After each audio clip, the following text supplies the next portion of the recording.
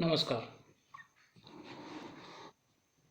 आज आपण आंतरराष्ट्रीय राजकारण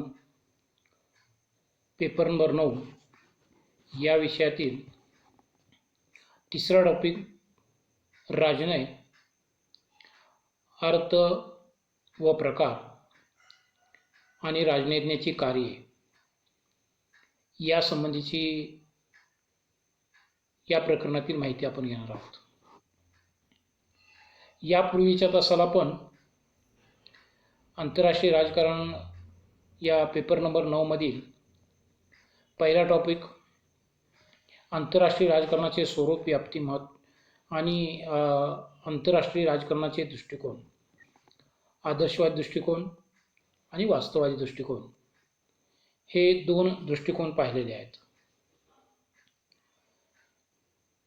त्यानंतर दुसरा टॉपिक राष्ट्रीय सत्ता.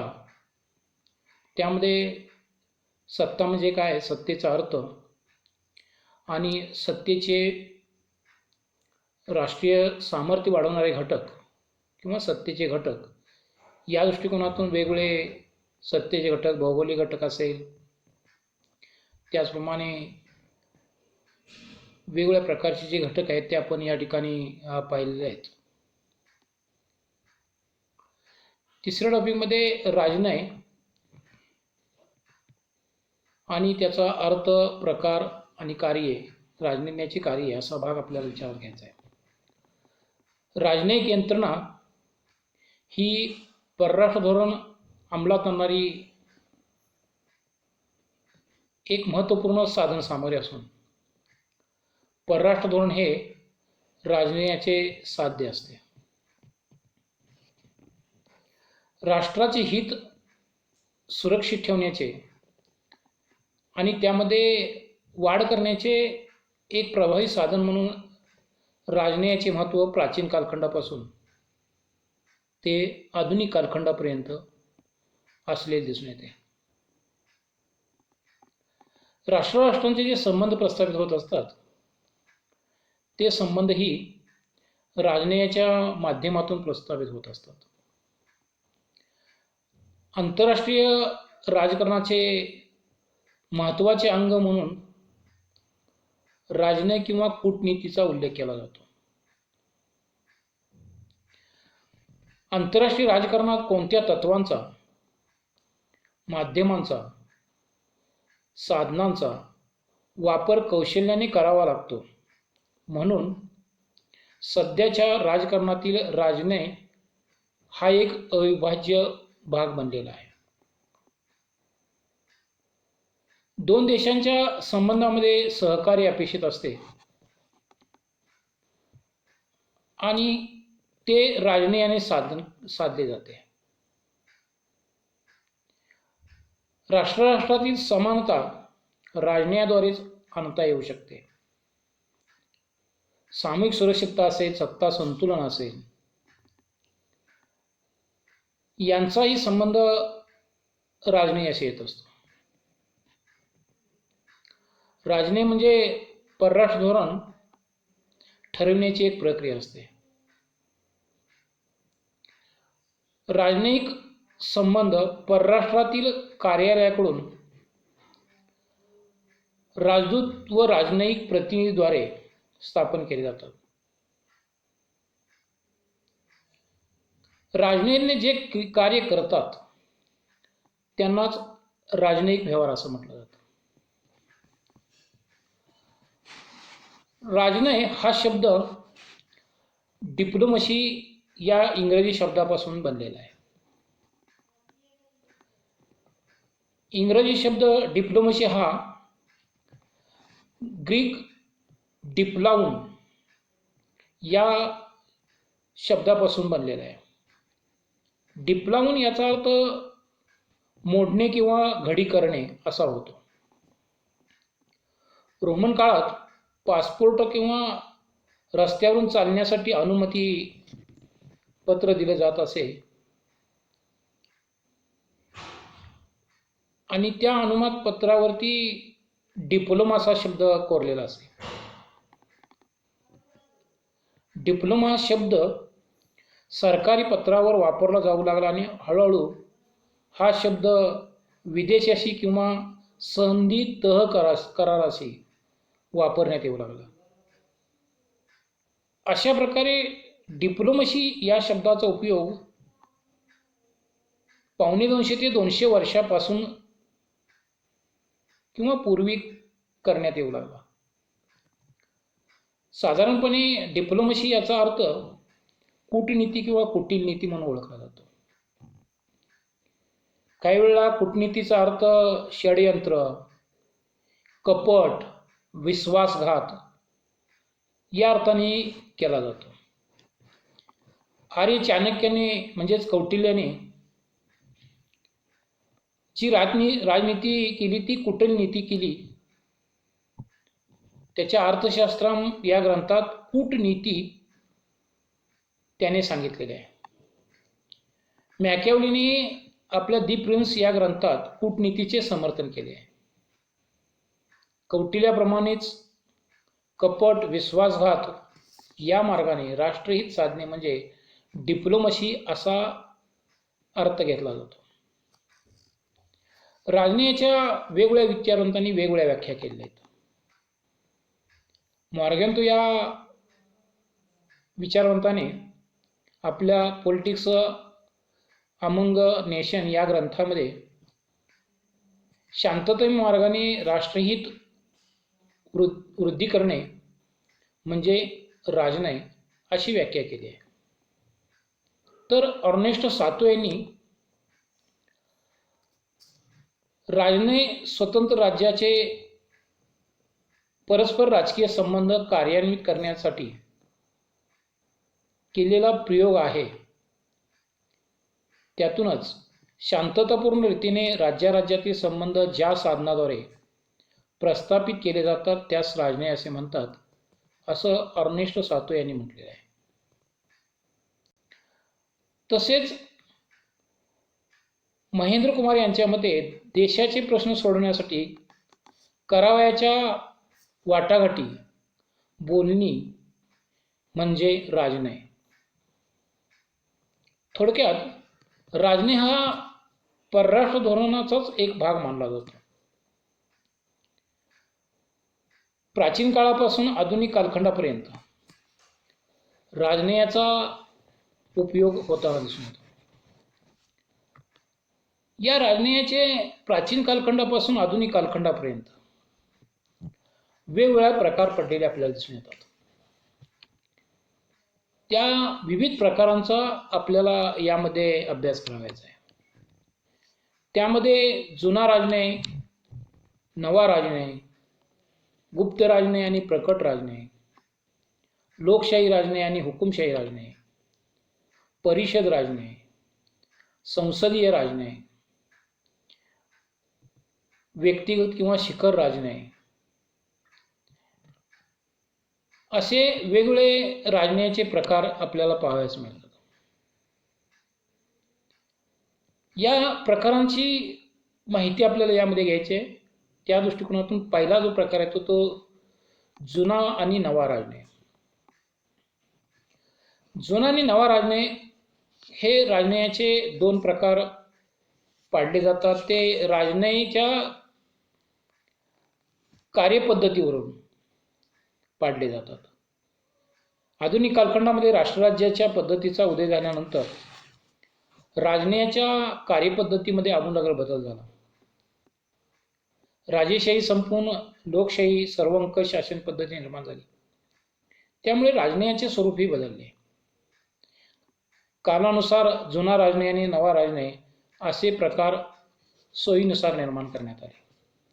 त्यातील जुना राजनय याचा आपण विचार करणार आहोत. जुना राजनय हा 17व्या-18व्या शतकातील राजनय म्हणून ओळखला जातो. निकोलस या विचारवंताने या राजनयाला फ्रेंच कालखंडातील राजनय असे म्हटलेले आहे. हा राजनय युरोपियन राजनय म्हणूनही ओळखला जातो. 1815 मध्ये झालेल्या व्हिएन्ना काँग्रेसमध्ये जी चर्चा झाली ती जुन्या राजनयाचे एक उत्तम उदाहरण म्हणून मानले जातं.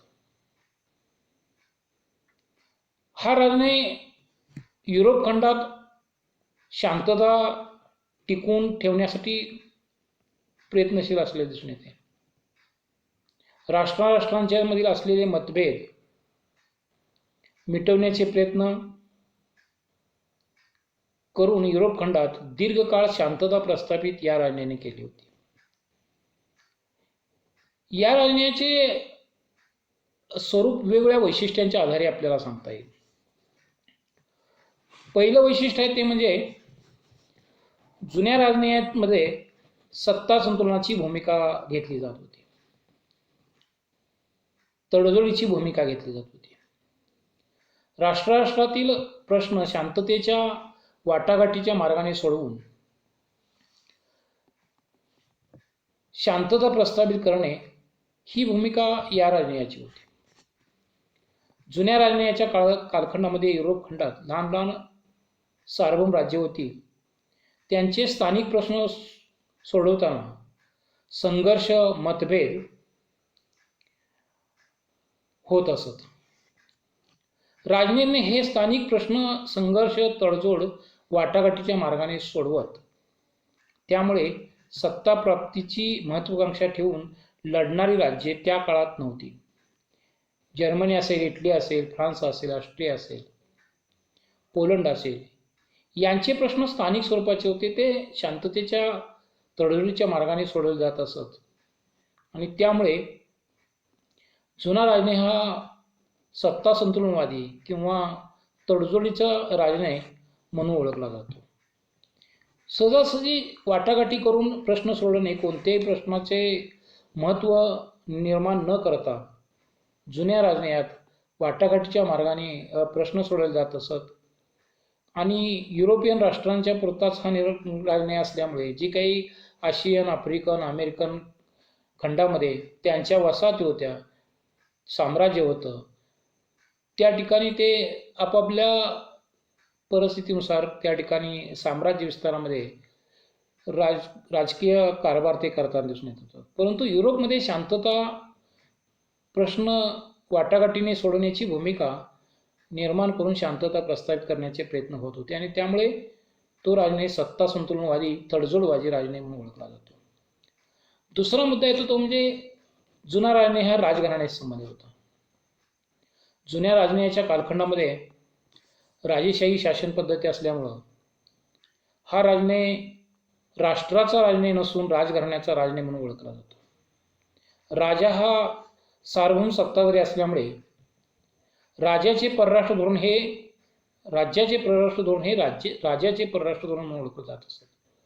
राजाचे हितसंबंध जोपासणे, सुरक्षित ठेवणे हे या राजनयाचे उद्दिष्ट असत. त्यामुळे या राजनयाच्या कालखंडामध्ये राष्ट्रीय हिताला दुय्यम स्थान दिले जात असे. तिसरा मुद्दा येतो तो म्हणजे या राजनयात गुप्ततेला महत्त्व दिलं जात होतं. गुप्त राजनयाच्या कालखंडामध्ये राजनयिक व्यवहार गुप्त पद्धतीने होत असत. या राजनयाच्या कालखंडामध्ये लोकांना विश्वासात घेण्याचा प्रश्नच नव्हता. मोठी राष्ट्रे परस्परात तह, करार, ठराव, वाटाघाटी करताना कमालीची गुप्तता पाळत असत. त्यामुळे संशय, अविश्वास निर्माण होऊन राष्ट्रात संघर्ष निर्माण होण्याची शक्यता होती.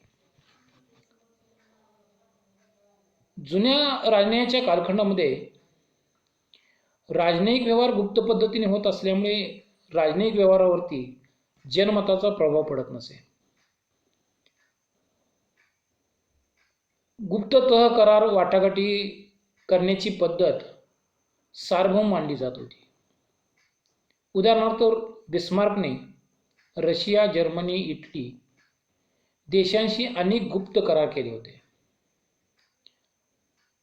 1815 मध्ये व्हिएन्ना काँग्रेसमध्ये ऑस्ट्रिया, रशिया, प्रशिया, इंग्लंड व फ्रान्स ही राष्ट्रे सहभागी झाली होती. या व्हिएन्ना काँग्रेस करारामध्ये किंवा चर्चेमध्ये इतर राष्ट्रांना फारसं महत्त्व दिलं गेलं नव्हतं. त्यामुळे त्यांना विश्वासही घेतलं नव्हतं.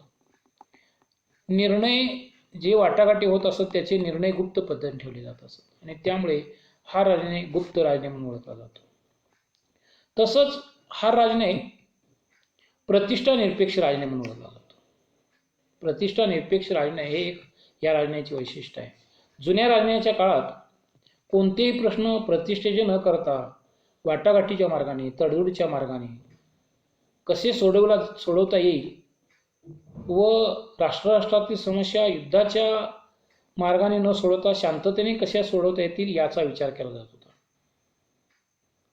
त्या कालखंडामध्ये राजनयज्ञ किंवा ध्येयवाद, राष्ट्रवाद, स्वार्थ या गोष्टींना फारसं महत्त्व देत नव्हतं.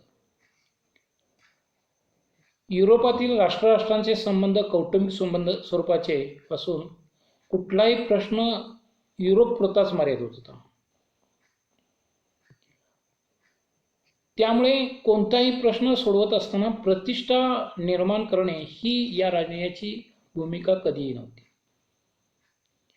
तसेच या राजनयाचे पुढचं वैशिष्ट्य ते म्हणजे ते बहुप्रबळ राष्ट्रगट. जुन्या राजनयाच्या कालखंडामध्ये अनेक राष्ट्रे प्रभावी होती.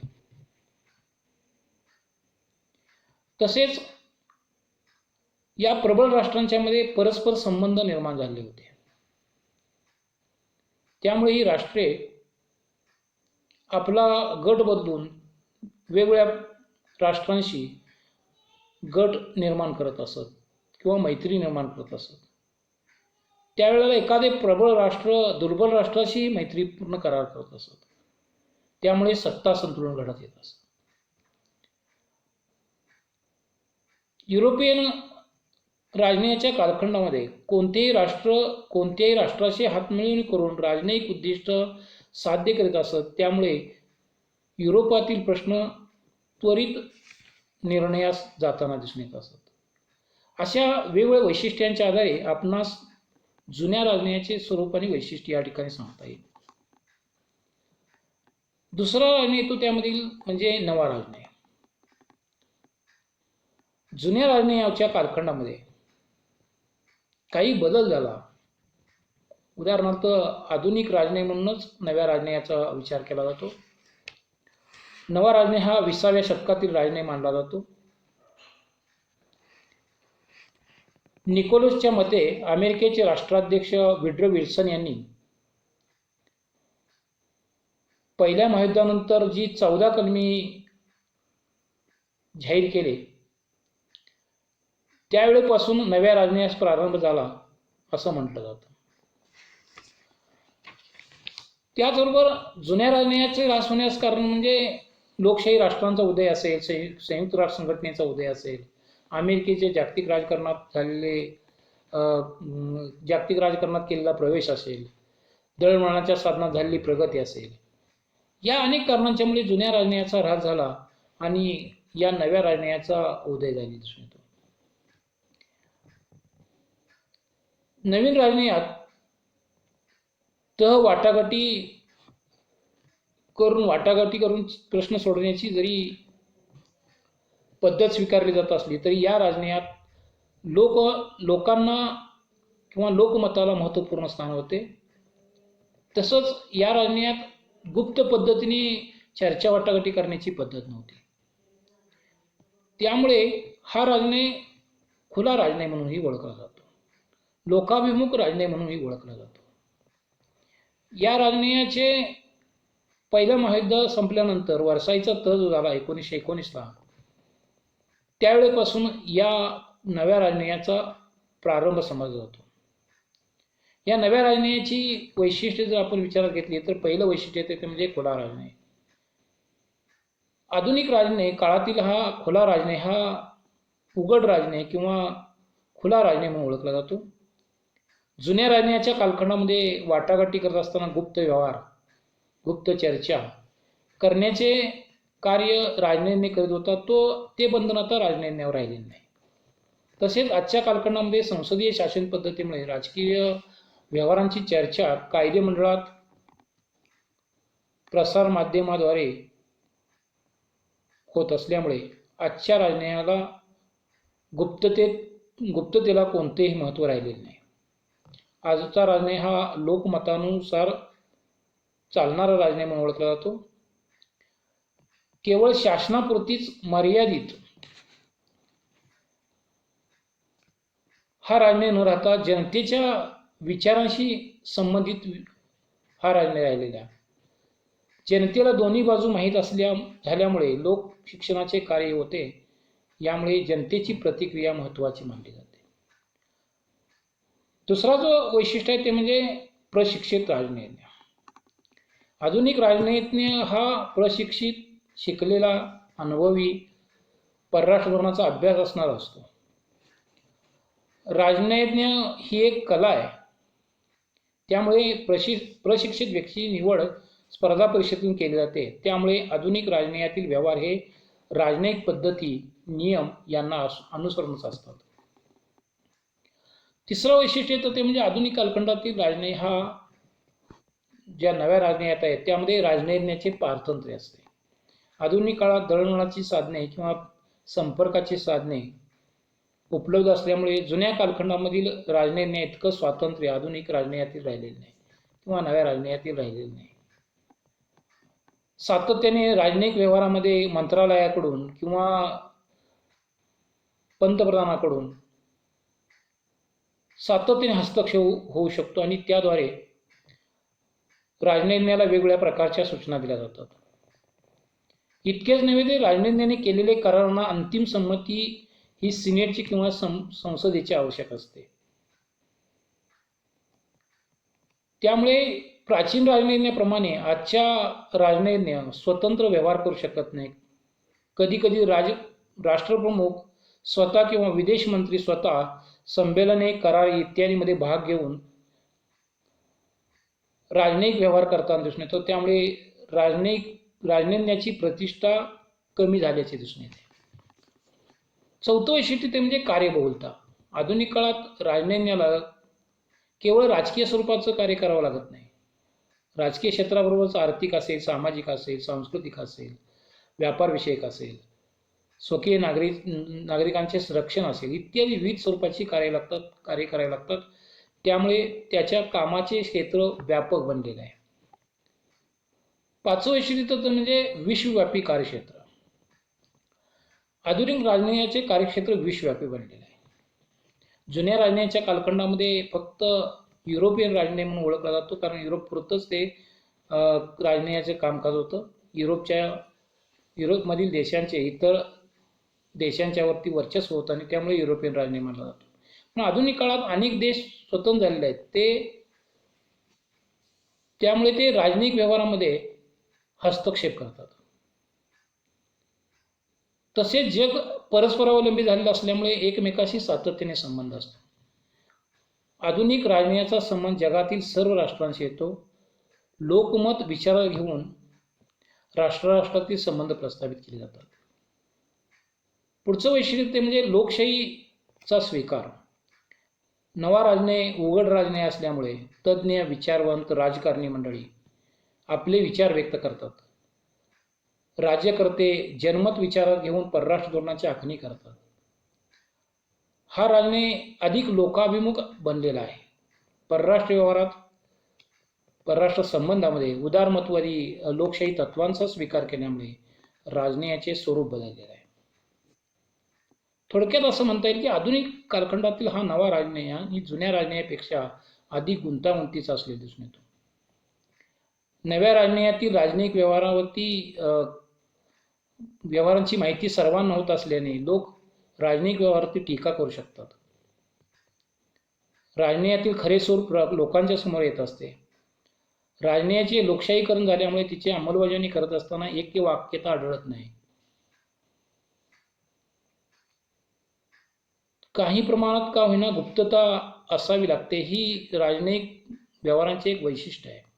पण नव्या राजनयात लोकशाहीकरण दिसून येतं. नवा राजनय आणि जुना राजनय यामध्ये काही फरक आपल्याला दिसून येतो की जुना राजनय हा परस्पर विश्वासावर आधारित होता.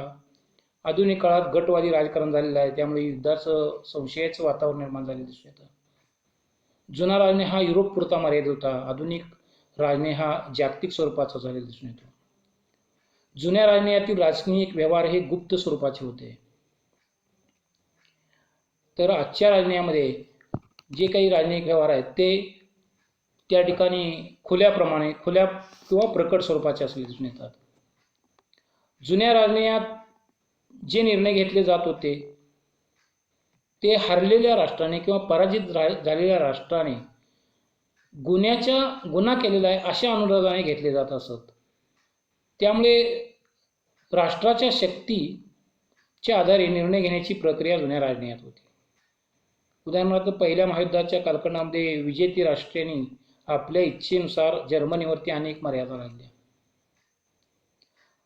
जुन्या राजनयात राज्य समान मानली जाऊन त्यांचे सारखेच महत्त्व होते. आधुनिक कालखंडामध्ये राज्य समान मानली जात नाहीत. नव्या राजनयात बडी राष्ट्रीय आणि छोटी राष्ट्रीय अशा प्रकारची भूमिका संयुक्त राष्ट्र संघटनेत असून बड्या राष्ट्रांना ज्यांना नकाराधिकार दिलेला दिसून येतो अशी राष्ट्रीय बडी मानली जातात. जुना राजनय हा वास्तववादी मानला जातो. शांतता टिकवण्याचे सर्व राजनयीने प्रयत्न केलेले दिसून येतात. आजचा राजनय ध्येयवादी, जागतिक शांततेपेक्षा ध्येयवादी उद्दिष्टांना अधिक महत्त्व देताना दिसून येतो.